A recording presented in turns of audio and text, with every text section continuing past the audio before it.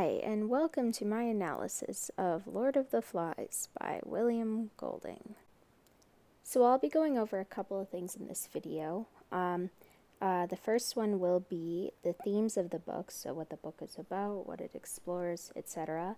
The second will be the historical context, so what affected the writing. The third will be the characters. And the fourth will be the symbols, and all of these will relate back to the themes. This book is home to many themes, but the main three we'll be looking at today is civilization versus savagery, something that's seen prominently between Ralph and Jack, man's inherent evil, and the loss of innocence the children suffer.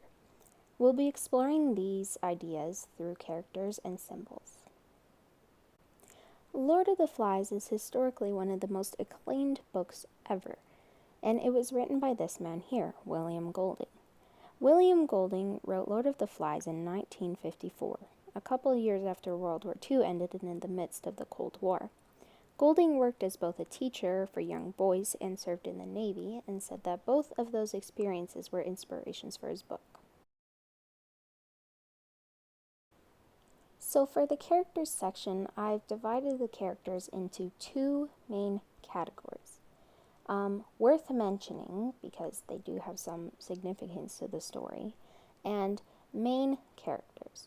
Now, the main characters include Jack, a very self-absorbed, power-hungry boy, Ralph, the natural leader of the group, Piggy, the smartest but weakest of the group, and Simon, who's often seen as the angel of the group, I guess you could say. Now, in worth mentioning, we have Roger and little one Percival. And so these characters act more as symbols, but they're still important.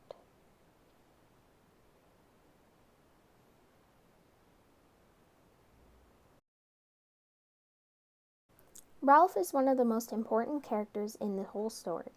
He represents two very big themes: loss of innocence and civilization versus savagery. Ralph's main motivations are to be rescued and power, to a certain extent. He is a good leader and he likes being a leader, but he does get extremely upset when Jack threatens to overthrow him. Ralph works for the good of the group, and he actively tries to make sure they have things like shelters and food and a way to get rescued. Unlike Jack, Ralph represents the civil side of leadership. He also represents a loss of innocence because he saw both Piggy and Simon die and was almost killed by Jack's tribe himself. One of the most powerful moments in the book was Ralph weeping for lost innocence after he is rescued. Jack is another really important character. He represents civilization versus savagery and man's inherent evil. His motivations are seen at the very beginning of the book when he is bossing around the choir group. He wants to be leader and he wants to be the most powerful on the island. He is obsessed with killing pigs, violence, and bloodshed, and he gains support from the group after suggesting they hunt and kill the beast instead of just ignoring it. From there it escalates until he is a complete totalitarian leader with devoted followers and the others forced into submission. He represents the savage side of leadership, and his entire empire was built on exploiting the group's fear of the beast.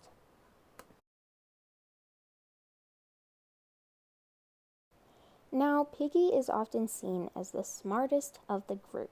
He's second in command to Ralph, and he consistently comes up with good and fair ideas. The themes he represents are loss of innocence and civilization versus savagery. His main motivations are to be rescued and to be accepted, because he's fat and he has asthma and he can't do very much, and he's made fun of a lot by the other boys.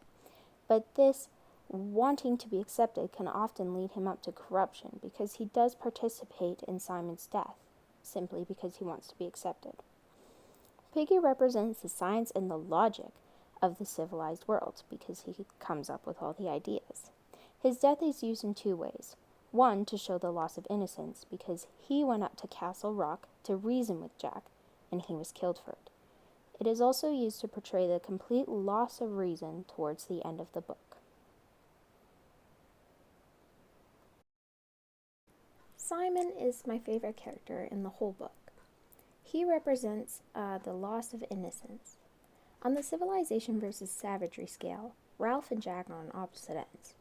Simon isn't really on that scale, though. He has an innate goodness and a strong connection to nature. He is kind to all the little ones, and he is the first to realize that the beast is the savage instincts inside of them, not some sort of outside force. His death represents both the loss of innocence and the loss of any pure goodness that was ever in the group. Now for the last two characters I want to talk about, Little and Percival and Roger. Little and Percival's theme is civilization versus savagery. In the middle of the book, when he steps up to speak with the conch, he lists his name and address, but he cannot remember his phone number, and he starts to cry because of it. Later, at the end, when the group has completely descended into savagery, he cannot even remember his own name. Roger represents man's inherent evil. His violence was always present, as he is seen throwing rocks at little ones for his own enjoyment.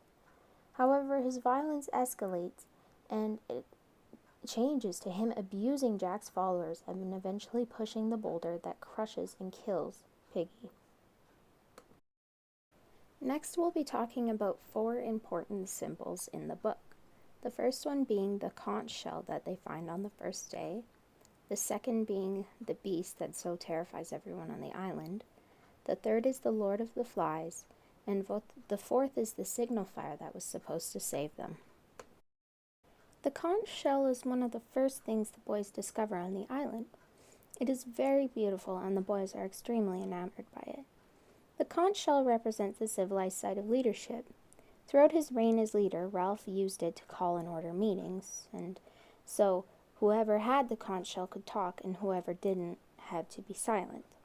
However, when he takes it up to Castle Rock to try to remind them that he is their leader, it is crushed along with Piggy, and that represents the loss of any fair, civilized structure within the group.